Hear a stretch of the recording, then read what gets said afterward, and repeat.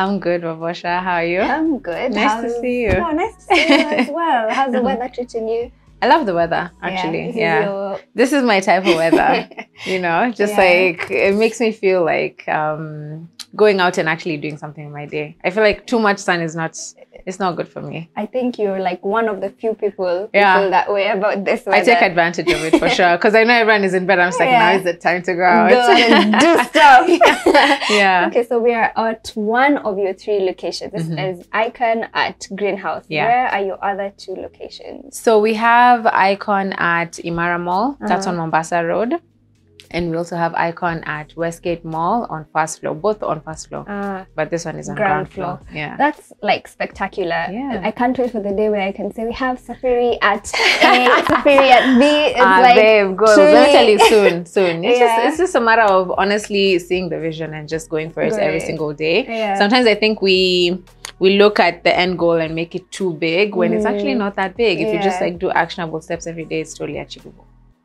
I love it. Yeah. I love it very much. So IKOJN is Njoki spelled backwards. Yeah. Yes. Yeah. Is that how you see yourself, like as an icon, or how did you come to, you know, naming it IKOJN? So actually, when I was trying to figure out the name for the brand, I had a really tough time because I didn't want my actual name on it, but I wanted the brand to sort of have something on, like something about me without really being like Cris Njoki, you know? So I played around with the letters a bit. And when I came up now with the backwards and it spelled out IKOJN, I was like, that's so amazing, because for me, I really felt truly that I was like unique and different and iconic. I didn't know why, honestly, because like if I took a step back and looked, I was like, I'm so ordinary. But in my mind, I just felt like, you know, I feel like I have something to give. And that makes me iconic. So I was like, that's perfect. Yeah. And like we talked a bit about the sizing. Yeah. For me, I feel like I struggle a lot when it comes to finding clothes. Yeah. Size inclusivity is usually a lot more for the plus size women these days. Yeah. But I love that when I entered your store, actually there is a piece here. This one was like the first one that caught my eye, because I was like extra small. Yes. You should totally try this one on. Yeah. I think because we had other prints before, but they sold out because now we're going into the cooler season. Yeah. But this is a fan favorite. Like girls love this dress. You know, it's super easy to wear, no fuss, and yeah, the extra small would totally fit you. Awesome. So before we get into the interview, I think you can go ahead and read your letter for us. Okay, sweet. Stick to your authentic self. You'll focus on yourself, stay kind and focus on you. You've made it through some harsher seasons, come out stronger than you can ever imagine. Love is beautiful and ugly. Be prepared. The road will get bumpy, so bumpy, buckle up. Limit to what you can achieve. A sweet summer child. Hey, gorgeous. Yes, of course, you, gorgeous. Even though you're a little chunky and can't run very fast. But you're the reigning hot dog eating champion at school. That's got to count for something, right? Plus, you killed it at the Under 12 fashion show last Sunday at the Church Talent Show. I know you weren't sure if they were applauding your creative genius from your mom's clothes that you found in the garage, or the fact that you slayed that walk on stage, even though you were bigger than the older girls. The confidence, the sass, they all wish they had even a fraction of it. I know you feel alien right now, but I'm loving that it makes you believe you're powerful and invincible. Your do-it-yourself attitude is pretty remarkable, probably acquired from your time as a responsible firstborn when mom passed and you had to help out with baby sister a lot more. I wish you knew how this skill will come in handy when you're growing your empire later. You know how God has a plan? But don't get too used to distancing yourself from everyone else, because true beauty in the world is found in connection. I know you've built an impenetrable wall around yourself because you've experienced loss at a very young age, but don't shy away from opening up to people around you. It's when we learn life's most valuable lessons. No one has all the answers at 12 years. Heck, you still won't have the answers even at 30. But what you'll have is that fire for more and the innate belief that you're truly different. Never lose that. Growing up, everyone around you will try to fit in and even try and convince you to fit in. But take that uncharted path, no matter how dark and lonely it is. What no one knows now is that road that no one takes is silent, no distractions, and your only competition is yourself. As for boys, I know you're not even remotely interested in them right now. But let me tell you, in 5 years, you won't be able to keep them away. And when that happens, you'll expect perfection. But humans are not perfect. You expect the best because you work so hard in being the best. But it's not fair to your future friends to run off at the first sight of imperfection. Give the people close to you time to learn from their mistakes. You lose a lot of friendships because of this, but it will eventually get better. It's a delicate balance between cutting people some slack while not allowing yourself to be exploited. As I finish this letter, let me remind you that Rome was not built in a day. All those insanely high goals you've set for yourself, like being a millionaire at 21 or having a family at 25, are not set in stone. Because it doesn't happen at the exact time doesn't mean you're a failure. God's timing is best. I'm so proud of you and the woman you'll become. Your #1 cheerleader, Cris. That was such a cute letter. It really, really was. How did it feel writing it and then again now reading it? I think the writing was definitely easier than the reading. Yeah. I don't know. Maybe I didn't research enough, but I didn't actually know I had to read it out. Because then reading it out, especially, you know, it's one thing to put your thoughts down on paper and having someone else read it at their own time. But like having to actually read it out, everything you wrote down, it's like it's a new feeling of, it's new again, you know? It's like I'm experiencing it again. And it's like, wow, I can literally feel myself at that time when I was 12, you know? And sometimes we lose sight of how far we've come. And it's just like, you know, wow. Yeah. How old were you when your mom passed on? So I was 7 when my biological mom passed. And at that time, my sister was like 3-4 months. Oh, no. Yeah. And it was just like me, my dad, and my sis, you know? Yeah, pushing on. What do you know or remember about her? I remember she was very beautiful. Like, you know, gorgeous. Even the pictures I find of her now, you know, she was very, very beautiful. And I don't know if I remember a lot personality-wise, but I do remember she was quite assertive. So, you know how when you're a kid, you have your 2 parents and there's the one who's always like, and then the one you're always like, okay. So my dad was always like, okay. And then my mom was always like, why do you know? So she always expected like she put me to a higher sort of standard. And she, even at that young age, she needed me to be a certain way and like do certain things, not just be like a kid, but more like have like priorities. And you know, if I'm going to school, I need to look good, I need to make sure my shoes are, you know, everything is laid out nicely. And I remember even one of the earliest memories I have being a child is having my ears pierced. And I remember I did that with her, and that was really young. I was, I think, 4. And I remember I was crying and crying because we'd gone to the salon and I've seen people having it done, and it was that big gun that made the loud sound. So in my head, I knew it was so painful. And she was like, no, you have to get it done. And I was crying. I was like, why do I have to do it? And she's like, you know, a lady, you need to have your ears pierced so you can look pretty. And it's like, I mean, it was good. I didn't mind it. But I feel like now I look back and I was like, okay, if my kid maybe was asking me if I wanted to get the ears pierced and they really didn't want it, I feel like I wouldn't really push. I'm not saying what she did was bad, but it's like, I was saying I didn't want it. Why are you making me? But yeah, I mean, I do remember that little about her. Yeah. Well, at least now we know where Cris got her looks from. Yeah, and where I got my ears pierced from, my ear piercings. So after that, who was your primary caregiver? So I remember that time my dad actually worked out of Nairobi. He worked in Mombasa. And there was a time actually we lived in Mombasa when my mom was still around, and then we moved back here when she got unwell. And then now when she passed, he still had his job in Mombasa. So he had to go back And at that time, my dad's sister, my aunt, sort of would help around, you know, with taking care of. So we were neighbors, and they would live in the house right next to us. They were living in the house right next to us with my cousins.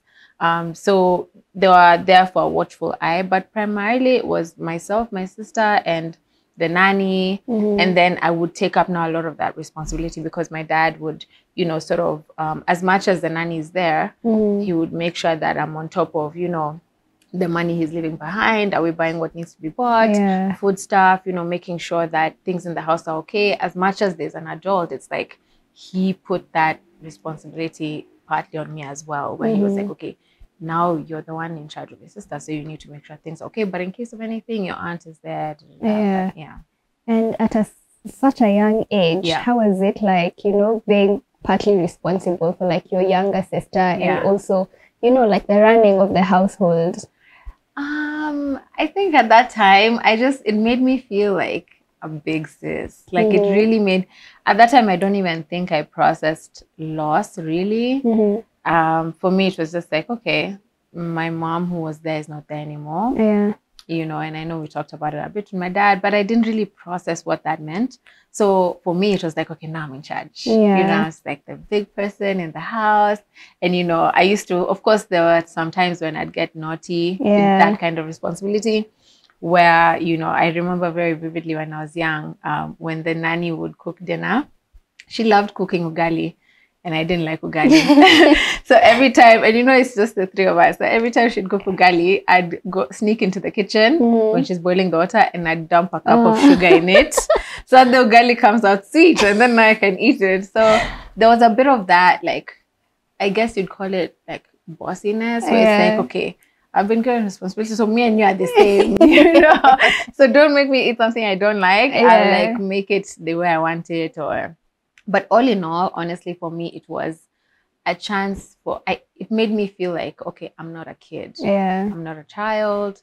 And, you know, even my dad trusting me, you know, he really, and to this day, like my whole life, my dad has really trusted me. And even now, my mom, you know, really trusted me in my decisions growing up. And that for me, it made me feel strong, and it made me feel like, okay, let me trust my instinct and my gut, and it's never failed, you know. So let's just cross fingers. So in as much as you had to maybe grow up a bit faster, it also really like sharpened your leadership skills, for sure, which I'm sure helps right for sure now. It helps right now, for sure. And it sounds like after your mom passed on, you put up walls. So what about your mom's passing made you feel as if you had to be a bit more guarded and to keep to yourself? So, you know, I actually didn't realize that's what it was until I got much older. So until I was now in my later teenage years, like 17, 18, and even until 25, even now, later is when I started realizing, okay, wait, why am I like this? You know, and you start questioning. Everybody else is sort of different in that, you know, they'll make friends really quickly, and they'll just, but for me, I always sort of kept my distance. And I think it was just that I didn't get to process the loss very well. So for me, it was like, it's like when you get close to somebody, they might go. So it's like, let me not, you know, I don't want to get emotional. But yeah, so I think that's what that was, you know. So like, what sort of things would you, let's say, do to distance yourself from people? I don't know. It's just being very casual about friendships or relationships. Like, it's like, it's not that deep. Like, you know, like we don't have to, like, okay, you're coming a bit too close, you know. Why do you have to come to my house? Like, it's chill. We can just be friends in school. It's okay. Not like that. You know, it's like, oh, you know, do you want to come over for a sleepover? Like, oh, okay, that's a bit, you know, let's just be friends in church. It's okay, you know. And that went on for a while. You know, it's not until I got much older and then I was able to really be vulnerable with others and let people in, you know. But yeah, it's definitely being like work in progress. Who would you say was sort of like the first person who you confided in or opened up to, who made you feel like, you know what, it's okay, like this human species, they're not that bad? I'd have to say now, my mom now, you know, so she came into our lives when I think maybe 4 or 5 years after. Yeah.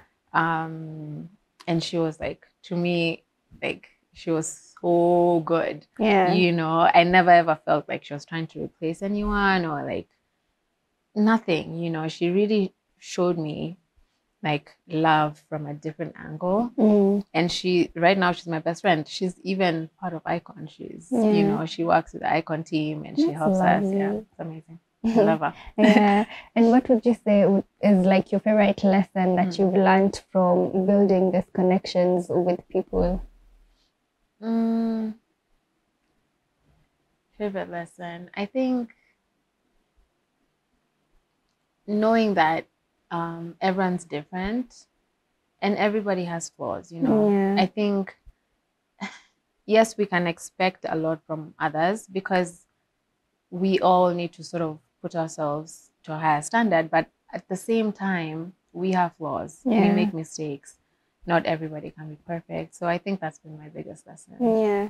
That's lovely. And you start your letter saying, "Hey, gorgeous." You know, like, yes, you, gorgeous. It's you I'm talking to. Yeah. How would you say 12-year-old Cris saw herself? So when I was young, I was really fat. You know, not many people know. But I have like pictures of me when I was young. And I was like a chubby kid. You know, we used to make fun how when I was young and I was going to school, I never knew when my laces were untied because my stomach was so big. Literally, when I look down, I can't even tell. So every time guys be like, "Why are your laces untied?" It's like, I can't see. So I was a really chubby kid. But, you know, at that time, of course, there's the people who try and bully you because of your size, you know? So I used to have friends who are like, no, all those things, try and bully me for my size. But surprisingly, it didn't affect me so much. Maybe until I got into teenage years. And then it was like, okay, why do I look different? Why don't I look like the girls in the magazines and things?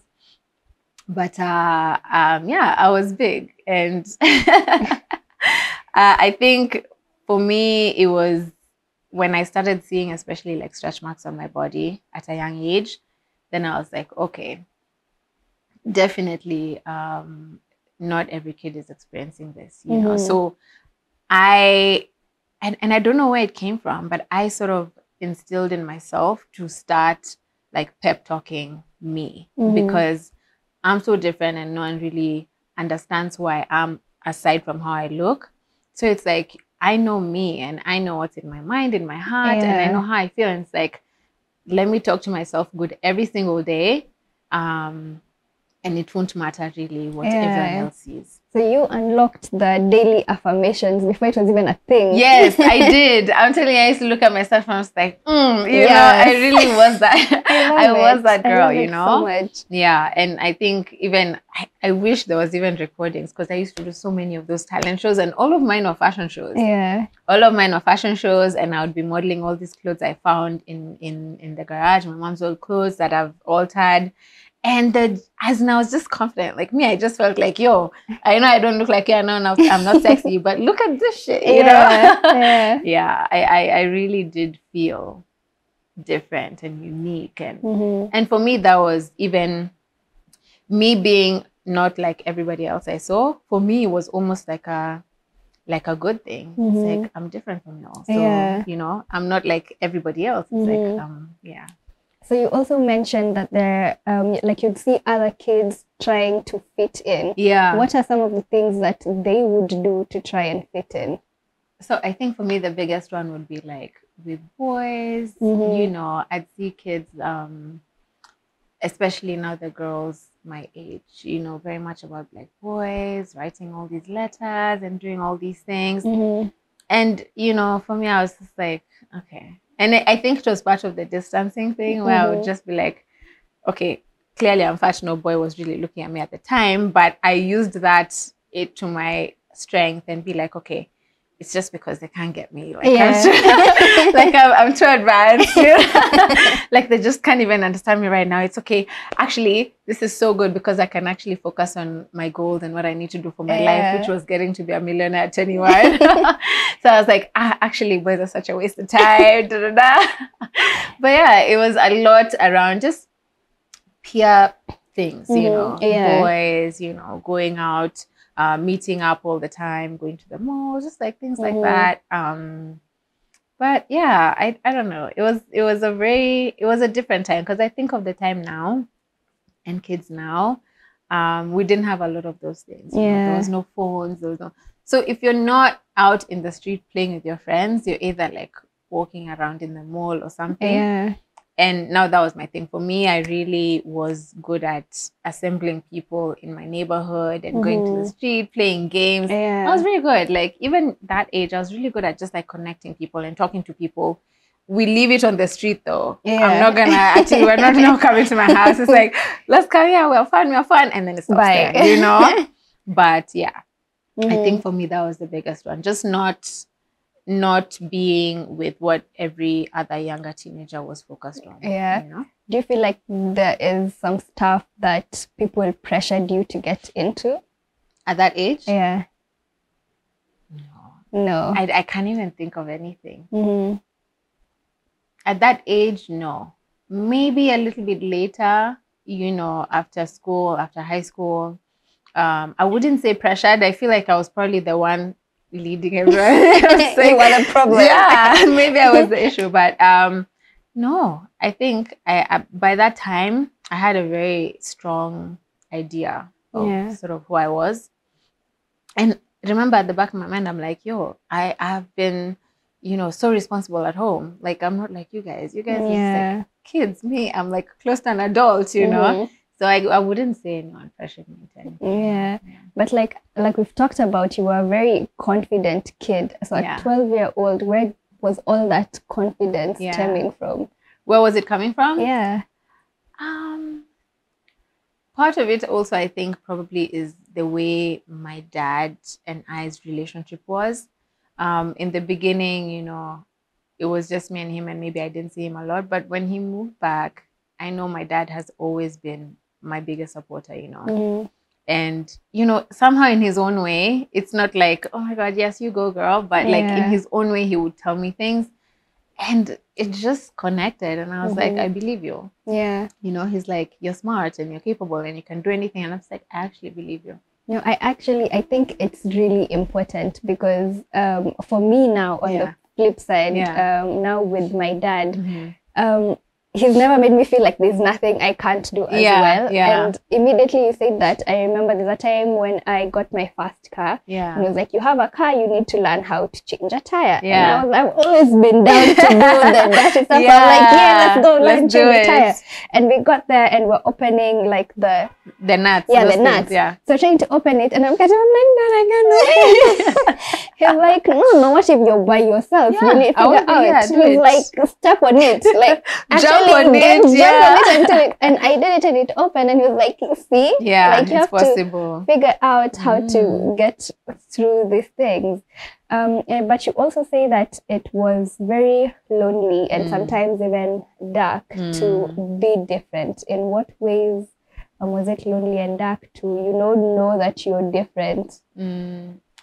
I feel like I didn't mean it like I went through that stage, really. It's just, of course, when you're not trying to be like everybody else, then no one really wants to hang out with you. Yeah. It's like, okay, if you're not gonna talk to me about boys, if we're not gonna go and like try and like talk to these boys during school time, or if you're not gonna come with us to the mall, if you're not gonna do all these things, then it's like, okay, we're not gonna hang out with you because you're boring. Yeah. So it's this, I feel like at 12 also, you can't really say that it's lonely and dark, because it's like, at the end of the day, you're still a kid. You've only experienced life for 12 years, you know. What is lonely and dark, really? like you being in your room by yourself, you know. But definitely it was just a lot of shun, I would say. Just people looking at you like, you don't even have this. And, you know, even the sharing about, you know, my family and how our structure was, it's something I really didn't share with anybody because I felt like, you know, I didn't want anyone looking at me different and trying to like pity me in any way, because I've already put myself up in this, like, I'm so strong, I'm so different. So I didn't want anyone knowing any of this other stuff, you know? But what that did is, like, I just kept sort of myself away. But I wouldn't really dismiss it. I think it was lonely and dark for what 12-year-old you knew. I guess, You know, yeah. It was lonely and dark, yeah. Maybe I'd say just not as, you know, involved with other kids as much. Yeah. You know, just a bit more like on my own-ish. Okay. And your faith in God seems like a huge part of who you are. Yeah. How would you say that it's helped you or guided you throughout your journey? I feel like sometimes, because I'm a believer of both. I'm a believer of science and I'm a big believer of God. But like for me, it's like there's some things that you can't explain, right? And some of those things, because I look at, say, how I grew up, it's so easy for me and my sis to have gone a different direction. You know, it's so easy that maybe things could have worked out not like they did, but they could have been worse. They could have been bad. And even now, growing up and finding out a lot about that time, even from my dad, it's like there were so many other things happening in the background that I didn't know as a child that could have just like instantly changed how our lives ended up, you know?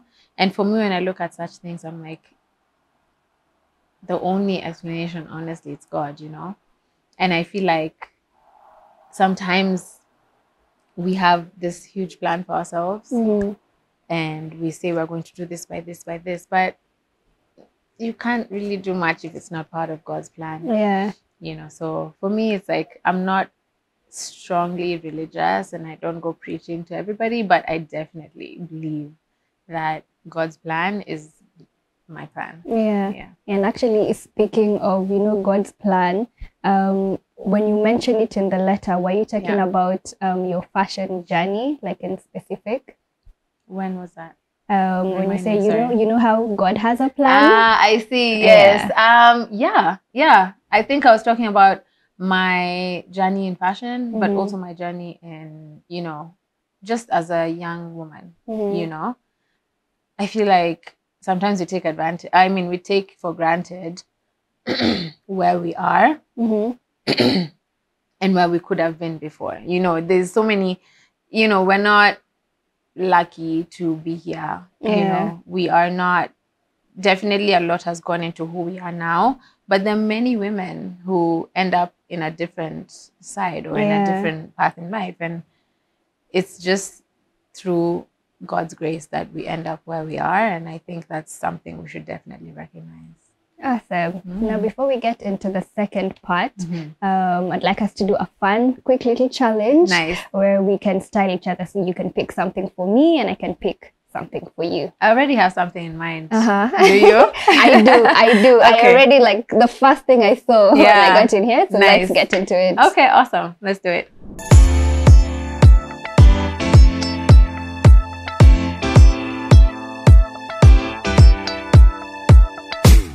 So for the styling, I was thinking something really flirty and fun. So these are our wrap dresses. We have them in different colors, and I was thinking this color would complement you so nicely. I love it. And it's an extra small. It's extra small. Extra small. And this is great because it cinches the waist, and down here it has the ruffles, so it has like a little like flirty vibe. So I think you should try this on. This would look really nice. Love it. Okay, so now for you. For me, hit me, baby. So for you, I instantly knew I wanted to do some color. Nice. I thought of these pants right here with this ones, but I think I really like the burnt orange ones. Nice. Yeah, this is cool. This is totally me. Yes. So this is totally me. And then get a bit wild. So it interesting. A bit wild at the top. A bit of a color block situation. Yes. Oh, this is cool. Do you want it tucked in? Yes, tucked in. Tucked in. Yes. This is nice. Okay, I didn't expect this, but this is it's very unique. Okay, I like it. I'll try it on. Okay, super. Let's go. Are you ready? Yeah. Let's see it. Let's see it. Oh my God! Look at you. You look so cute, Josephine. Oh my God, you look so cute. Come see in the mirror. Look at that color. Oh, and it so goes with your boots. It does. It's so Flirty, cute. right? So cute. Yeah. So cute. The little show. If it was, nice. if it wasn't too cool, Yeah. I've actually just left like this. No, this today. is nice. I like it. This is good. I did good. I did good. You did. Okay, let me get mine. Are you ready, really? Yeah, we are. Wow. Yeah? I'm sorry, but I think you might have to hire me. As what? As our stylist? Let me see. Icon. Oh my God. Look at that color combo. I did not expect this. I'm telling you. The print, the color is so bold. It's very bold.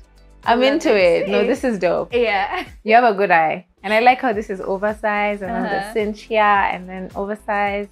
Now really you see, nice. I don't even know like the terms for it. I'm just like, this is great. That will work. That's all you need to know. Yeah. No, this is really nice. Oh my God, look at us. Hey, Icon babes. Icon babes. Icon babes. Love it, love it. We did a good job. We did. We did a good job. Yeah. Now we can head on back to the couch. Okay, let's go. So at 12 years old, you were strutting down runways showing off your outfit. Yes. What's the age where you remember like really falling in love with fashion? You know, to be honest, I can't really pinpoint what age that was. But what I do remember is moments, like very significant moments in my life that I know, you know, really brought out that fashion passion in me.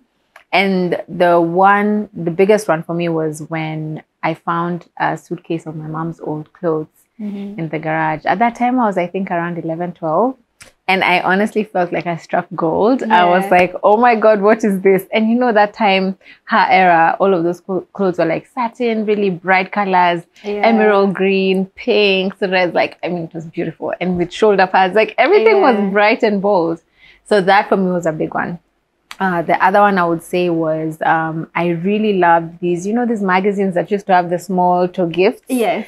Those ones, I used to love them so much. And I think that really now also opened my eyes in terms of what's happening, even not just in my region, in Kenya, in Nairobi, but outside. So I was able to see, okay, what are people wearing? And that's why, like, my love of even the current social, like what's happening, what's trendy, what's this. So that really made me fall in love with the whole entire process of fashion.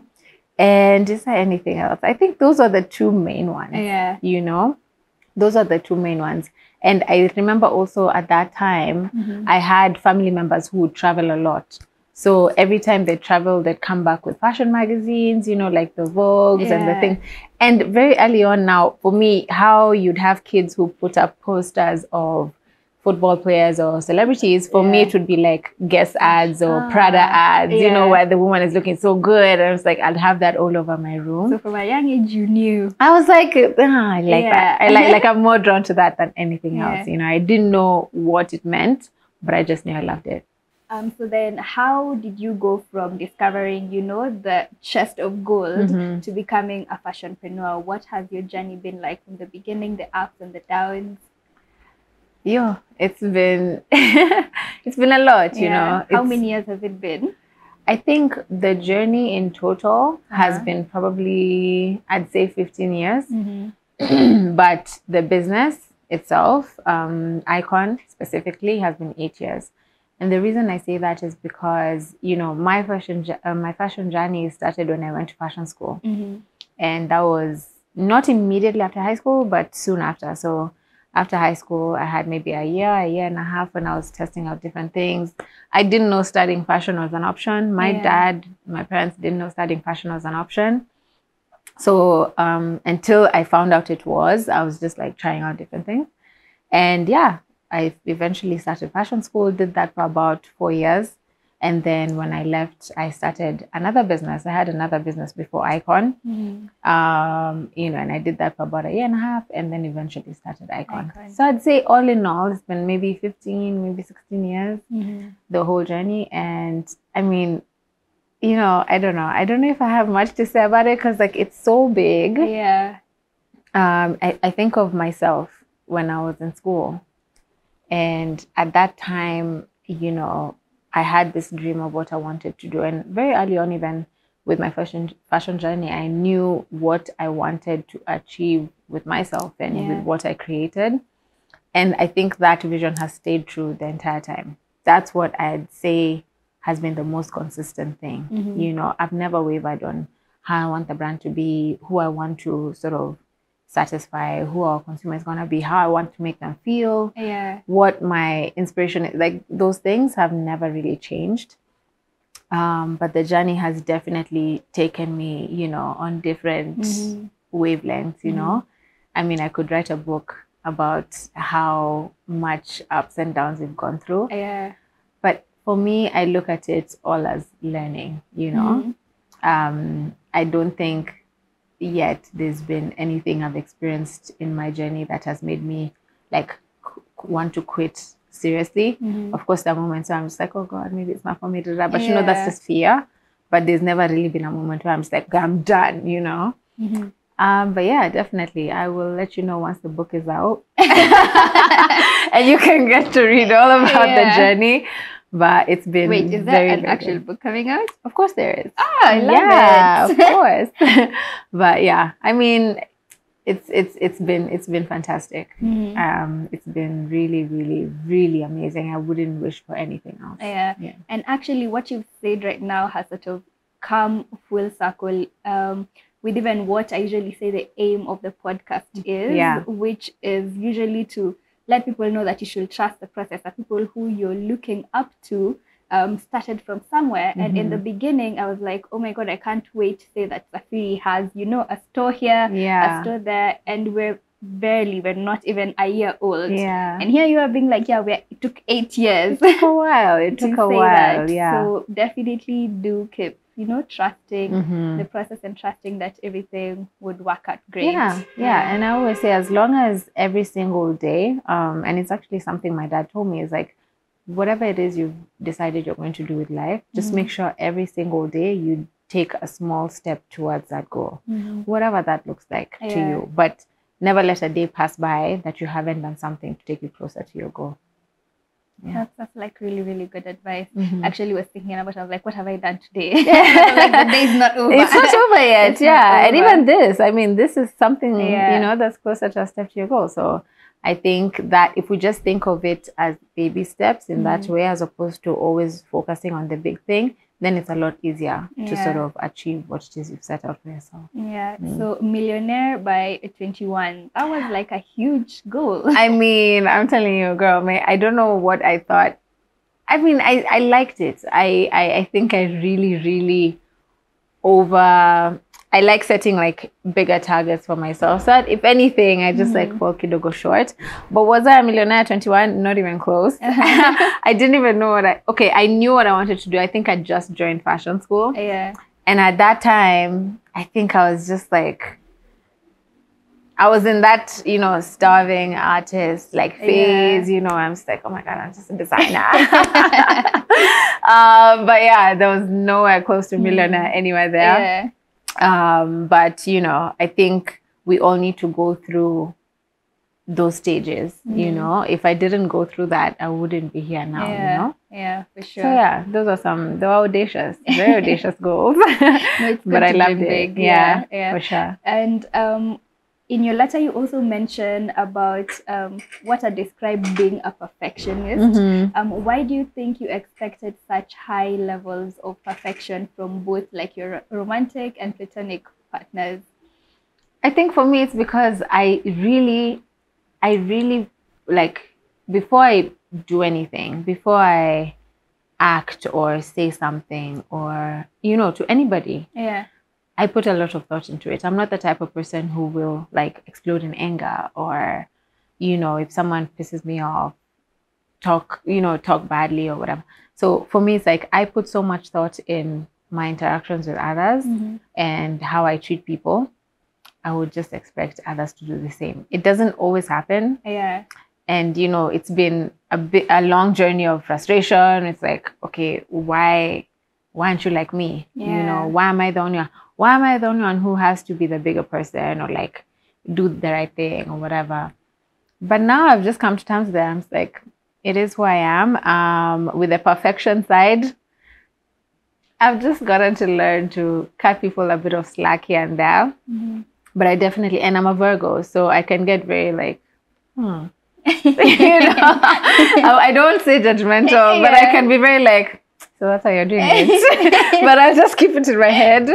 So I've just learned how to just keep it within and not articulate, and then offer guidance as opposed to pushing someone to do the way I want them to do it. You know, it's still a work in progress. I'm not perfect, but I do expect still a very high level of, you know, a certain level of perfection. Like just try, you know. So then when you were younger, what like levels of, if I can call them imperfections, were grounds for being cut off? Oh, for me, I think some of the big ones at that time, at that age, is things like bullying. You know, if I have friends who I see are picking on someone else, for me, that's just like, okay. That's not, like, we're not even discussing. You know, if I have, say, and just like things that to me seemed either corny or like embarrassing. Right now, it sounds super small and silly. But at that time, if someone just, especially now as I got a little bit older, like 17, 18, where I started really like finding myself, even in terms of my dressing, and, you know, I'd just, if my friends say would be, you know, not very well put together, or they just like, you know, just not, I don't know how to put it, but I would just find like, for me, I'd sort of distance myself a bit if I felt somebody was not taking care of themselves like they should, or doing things like, I just didn't like when people put themselves maybe in like bad situations, embarrassing situations. And for me, if that happened, I would just feel like, okay, it's your fault. I can't really help you. Okay, we can't be friends. Like, that's it. Like, it's like, okay, I can't help you. Okay, that's it. We are not meant to be. That's it. Bye. You know? It's done. But now it comes more from a place of love, where it's like, okay, how can I help? Is it something you're struggling with? Or, you know, just trying to be a bit more empathetic as opposed to just... you stay Cut there. off. You stay there. And are there people who you sort of like fell out with then, who now you're like, you know what, maybe I should have given that one another chance? For sure. For sure. Especially friends, I would say like in primary and high school, I feel like I did a lot of the cutoff. And now when I look back on it, I'm like, okay, maybe I was a bit harsh on them. But also I'm like, also God's plan. You know what I'm saying? I'm like, maybe God's plan is actually making me like that, so that I do that. So maybe they're not even right for me anyway. So that's how I really justify it in my head. But I'm just like, it's God's plan at the end of the day. And what are you more forgiving about now? Than you were when you were younger? I feel like now I really have been able to meet many people, and I'm able to see that we're all different, you know. I can't expect my certain set of standards to be someone else's standards. I can't expect my upbringing to be somebody else's upbringing.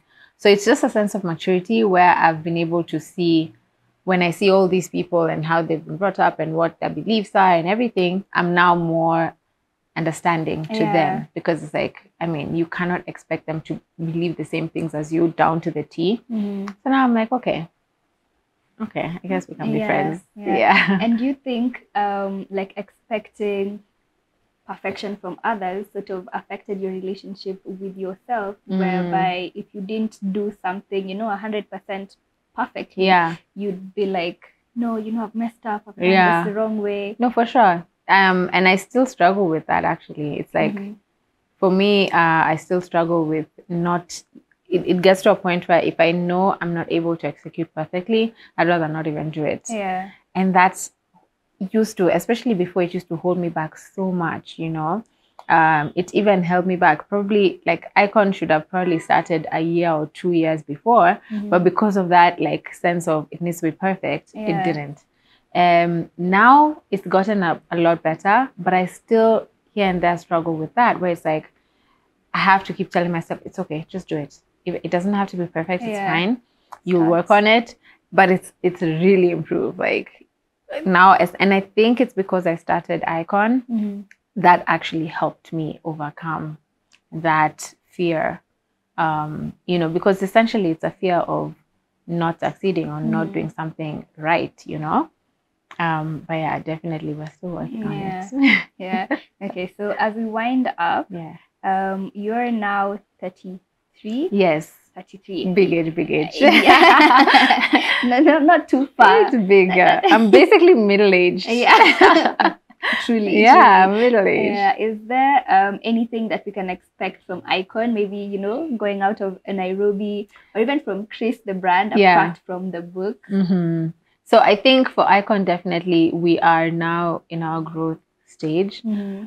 So you can definitely expect a lot more stores, a lot more. We're looking into getting into dressing African women, not just Kenyan women. And we've loved the experience. You know, we love the feedback that we get from our consumer. You know, a lot of our customers are Kenyans, even whether they reside in Kenya or outside of Kenya. Even when they're outside, they still stay really loyal to the brand. And now we want to say, okay, fine, the Kenyans love us. How can we now go outside, you know, within the region, go outside into Africa? Because essentially, we really want to be able to dress the African woman.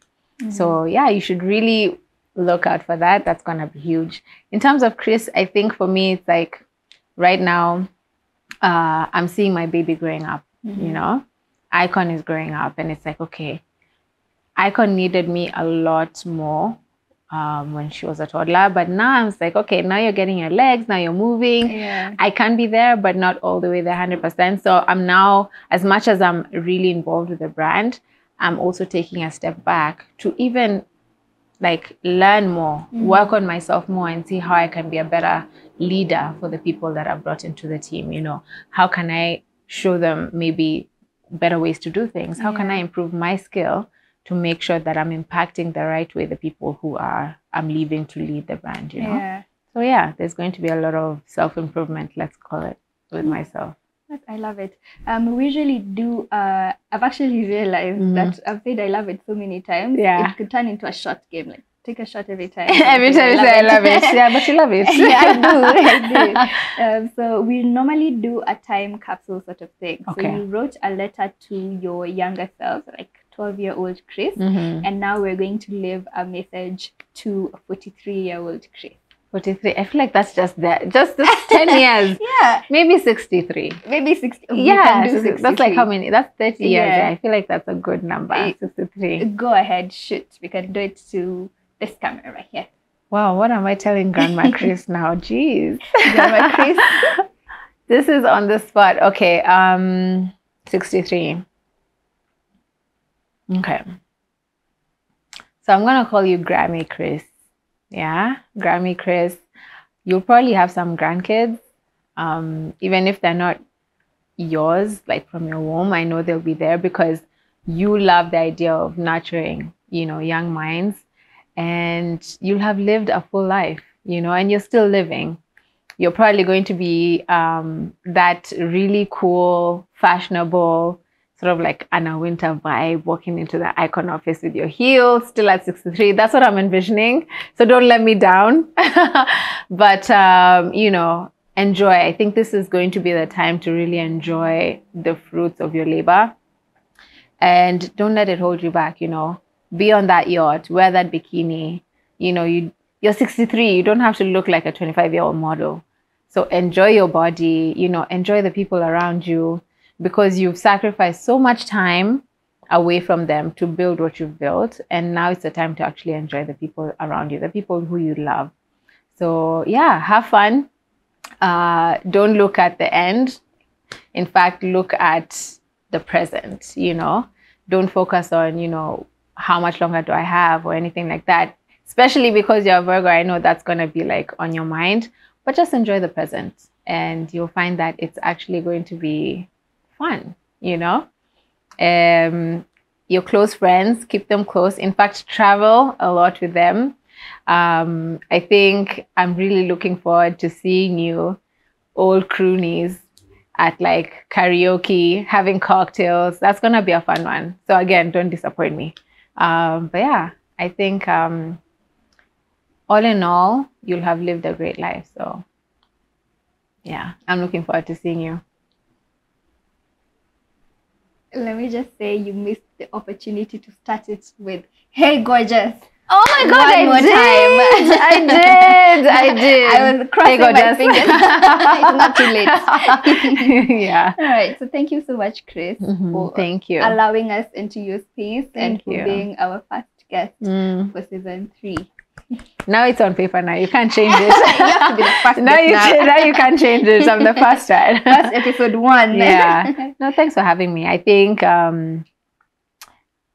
open, raw conversations like this sometimes are not had enough. Yeah. And I think it's great. You know, it takes us away from the day-to-day sort of running around and all these big responsibilities we put on ourselves, to just like take time and look at how far we've come and appreciate that. So thank you. Sure. You're welcome. Thank you. Thank you. Welcome. It's been an amazing morning. It has. And I will see you guys on the next one. There was one time I was caught in the supermarket because my mom only had cash to buy me 2, but I wanted 3 gifts. Yeah. So I tried stealing one of the mugs they gave. So that I was you like can caught put in it- Uchumi. We were caught. I still remember the shop and I'm like, madam, where am I back in?